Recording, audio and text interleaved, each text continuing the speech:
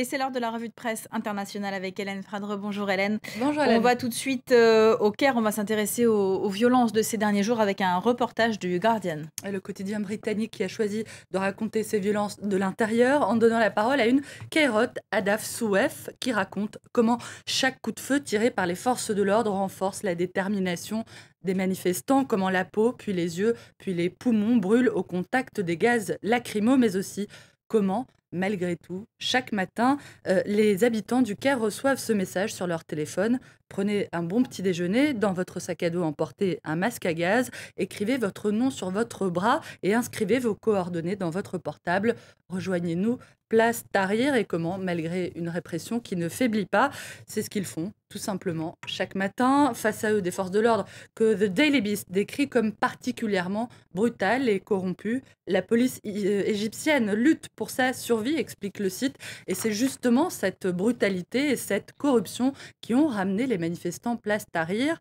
C'est un ancien policier égyptien qui le dit lui-même. Le ministère de l'Intérieur ne respecte pas la loi, il ne respecte pas les droits de l'homme, il ne respecte pas la dignité des citoyens. Le ministre de l'Intérieur et son cabinet viennent de démissionner, mais pour les manifestants, ce n'est pas assez. Ce qu'ils veulent, c'est une réforme complète de la police égyptienne, une requête, rappelle The Daily Beast, qu'ils avaient déjà établie comme une priorité il y a maintenant 9 mois.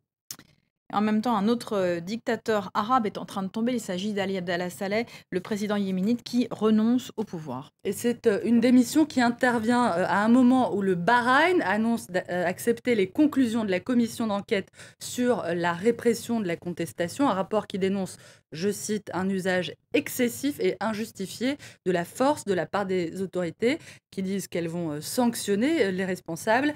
Au Yémen et au Bahreïn, les choses semblent avancer, pourrait-on penser, mais d'après The Washington Post, le départ de Saleh, comme les déclarations de bonnes intentions bahreïnies, ne vont pas calmer les protestataires, des manifestants qui dénoncent aujourd'hui l'impunité dont va jouir l'ex-président Saleh, impunité qu'ils perçoivent comme une trahison, je cite, des martyrs de la Révolution, ces hommes et ces femmes qui ont versé leur sang pour la liberté et la démocratie au Yémen, tandis qu'à Bahreïn, les manifestants ont déjà fait savoir qu'ils veulent des résultats, pas des rapports, et que le royaume doit désormais relâcher tous ceux qu'il a emprisonnés. Une sortie du tunnel, on l'aura compris, qui s'annonce longue. À voir, Hélène, pour terminer, avec un dessin publié par Gulf News, où on voit un Yéménite en train d'escalader une très, très, très, très haute échelle pour parvenir à la lumière.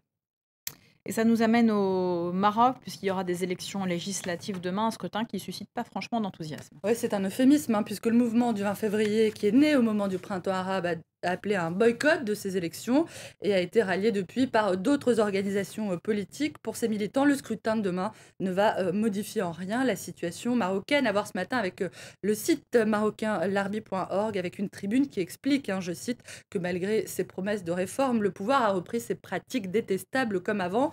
Et par pouvoir, l'auteur entend aussi Mohamed VI, qui se serait contenté en réalité dans son discours du trône du 30 juillet dernier d'évoquer les tentations démobilisatrices, démoralisantes et nihilistes de ses opposants, à croire que le chef de l'État ne pouvait concevoir les Marocains que comme une machine à applaudir. Fin de citation. Rapidement, tollé en Afrique du Sud après le vote d'une loi, tollé dans la presse sud-africaine. Je propose de regarder rapidement la une du quotidien Mail and Guardian. Ça a le mérite d'être clair, hein, le journal qui évoque comme l'ensemble de la presse une loi liberticide, une loi qui prévoit la condamnation à 5 ans de prison pour les journalistes qui publieraient des informations classées secrètes, des peines qui pourraient aller jusqu'à 25 ans d'emprisonnement pour les journalistes soupçonnés d'espionnage. Merci beaucoup Hélène, c'était la revue de presse internationale.